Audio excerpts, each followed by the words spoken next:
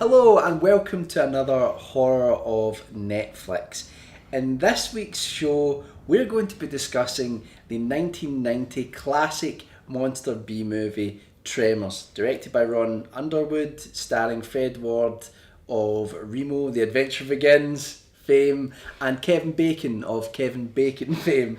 Can we just say that he's not actually over there, it's Alan? Yeah. Look at that actor. Like, just in there. That's Fred Ward, everybody! That's what I would listen. I would lose my shit if Fred Ward was here. Tremors is, as I said before, it's a monster film which follows two characters played by Mr. Bacon and Mr. Ward, who discover that there is a subterranean creature killing people in the local area, this small town called Perfection in a remote part of America. As they try to leave the town, they discover that there's no way out of this valley where the town sits, and themselves and the other residents of the town have to fight for their lives, making sure they don't walk on the ground, Callum, because that's when the creatures get them. Because it causes tremors. Tremors, yeah, Tremors. So what did you think of Tremors? I thought it was a very good farce. What?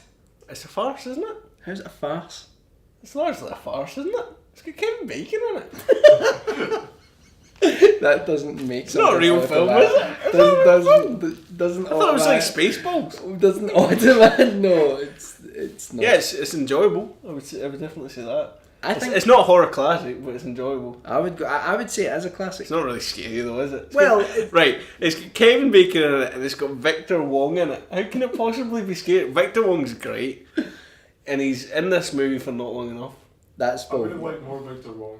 You never have enough Victor Wong. You can't go Wong with Victor Wong. I remember the first time I watched this film, and it must have been in the early 90s. I stayed up late, and I just had an absolute blast with it.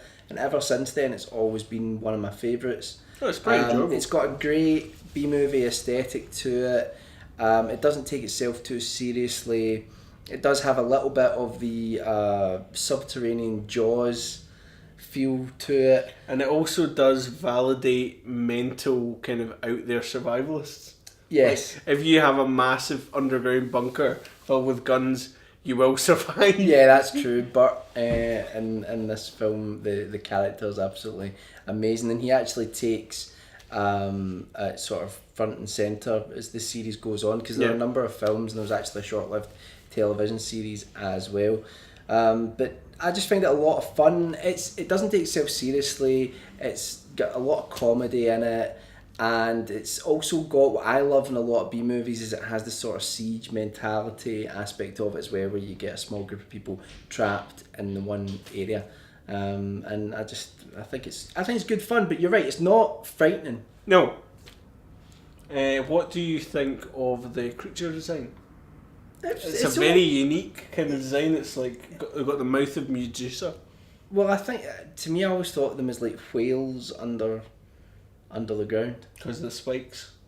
No, they just look like whales, kind of. Because they're big. But they have. Well, we're sort of. Did we do spoilers in this show? I can't remember. It's been that long since I've done one. Spoilers. Yeah, they do have like snake-like appendages coming out of their mouth. Their mouth. But initially, you think that is. You think it's just these little tiny snakes, and they'll be done with that, and then later on. Oh God! Do you think the people that made this though did try to make it scary? Because I don't know. No way. No. They were having too much fun the whole time. Like, rather than try and do it, it's just like, oh, Kevin Bacon's up on a roof. Oh, he's falling off the roof. Oh, he's going to jump down here. Oh, he's falling in his arse. Kevin Bacon. The age that I saw this film at, it sort of. Well, I was in my early teens, so maybe it was a few years since I'd played this game. That's sensitive. Do you remember the game that you play as a kid where you put like the cushions and things in like a living room and you would jump to each cushion? Right, fuck. You remember what I fall in the lava? Yeah, sorry, I was just wanting to know where you were going there for a second. When you put all the cushions in the living room and then the uncle came in and... That's a different game. Played that as well. That was a horror. Yeah, like it sort of reminded me of that when they were all up on top of the buildings in the town in Perfection. And don't step in the cracks and stuff like that. And you can't, well, not the cracks, but you can't step on the ground because I know, but it's the same type of concept. you're walking along the street, you can't step in the cracks. You've got to jump over them. No, that's a superstition. It's No, not no, like but the it's not. cat's But gonna that's a swallow game as you up. well. It's not a Kids play game. that. It's Yes, not a it game. is. Don't No. step in the cracks. Is that what it's called? Yeah, don't step in the cracks. Don't take crack. It's the whole thing. I should say as well that have you seen the second film? No. The second film is the only one in the series that I've seen other than the first one, and it's actually a pretty decent sequel as well. It's a sequel. So it's not a And prequel. they tried to get... No, there is a prequel. That's the third or fourth one, I Is think. there Victor Wong in that? No. No. Cool. You're just not having it. The sequel's actually quite worth a watch as well. Mm-hmm. It's good fun. It's not as good as the original. I don't think that's on Netflix. I think it's just the No. original Tremors, which is actually on the UK Netflix, because we're starting to come to a bit of an impasse now where we've done a lot of movies. We've kind of had to move into the US one, and it's still funny to find like the discrepancies. Like some movies, you're like, it's kind of quite an old release. There's not really any reason why it's not on the UK. Like you were saying the other day, like you were annoyed that Top Gun was no longer in the UK. It's no longer on the UK, but it is on the US Netflix. Well, I know that the sort of CEO of Netflix has been saying that they're going to try and have the same selection across every country, but I have no idea how they would do that. I think that's just because they're focusing mainly on putting out their own material, like Daredevil, which was awesome. Yeah, it was good. I'm just waiting for Highlander. When Highlander comes onto Netflix, and then it's Highlander made 2. it. The Quickening. Yeah, it's the best one. That is a horror. Again. But anyway, I would definitely recommend Tremors if you want a film that doesn't take itself too seriously and it's just a good laugh. I think we should probably talk about the film more. We've kind of gone around, and then Well, you got annoyed that I said it was a farce. Well, I don't know. I wouldn't label it a farce. No, I mean that's a very specific type of film. I think. Do you know what's interesting about it? Like, I don't know if you read into this, but it's all started off by the scientists doing experiments in the way that many kind of classic B movies like Godzilla, for example, is kind of like meant to be like symbolic of like nuclear fucking about with nukes. Right? Is that implied in the film? In Godzilla? Yeah. Oh, Godzilla. No, I thought you were talking about Tremors. No. Why are we talking about Godzilla? Godzilla. That would be a way better film. This has went way off. Victor Wong's just fighting him. It would be brilliant. That's the movie that never was. Right. No, what I'm saying is basically in this movie it's set off by the girl that's doing the seismic tests. Yeah, but she's not causing it. No, but she brings them up, is what I'm saying. So it's kind of it's science that's kind of brought them to the forefront, but the kind of redneck type guys end up being the ones that cause the solution, whereas it's normally science tries to find a way to correct it. So did you think that was a thread in this movie? I think you get that in Howard Hawks films as well. And sorry, you might say Howard the Duck. No, not Hughes Hawks. It was right the first time.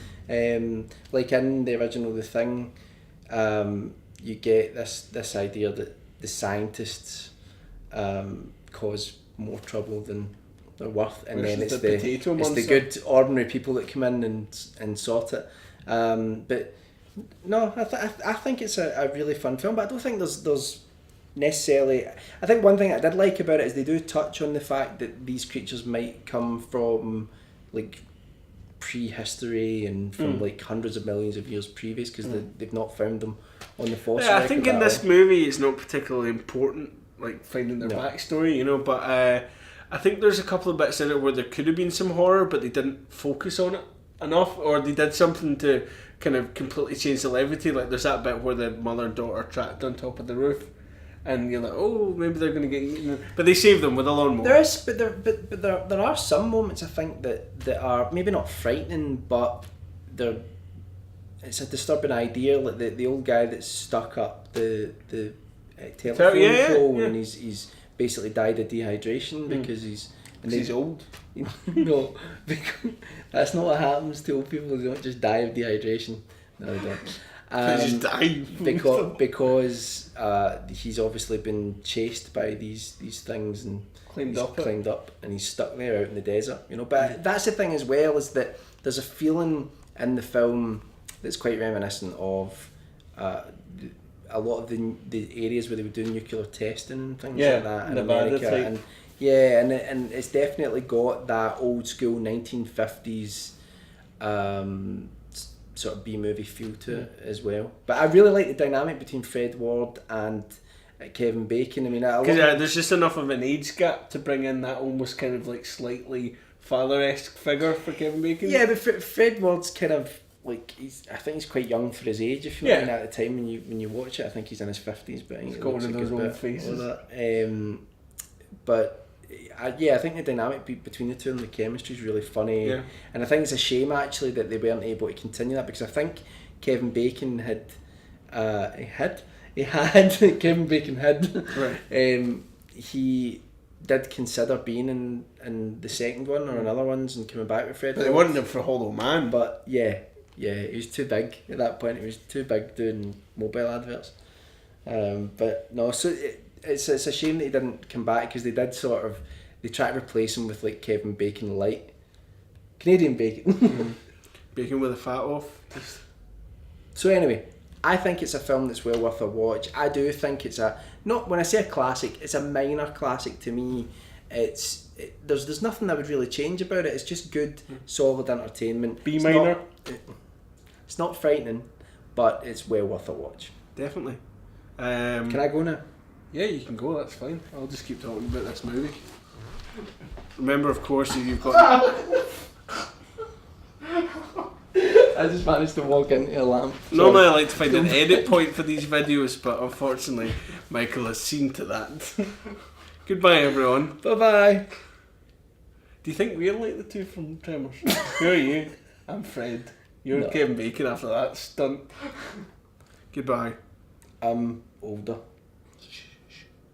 Yeah, we know that. Shh. Kevin Bacon.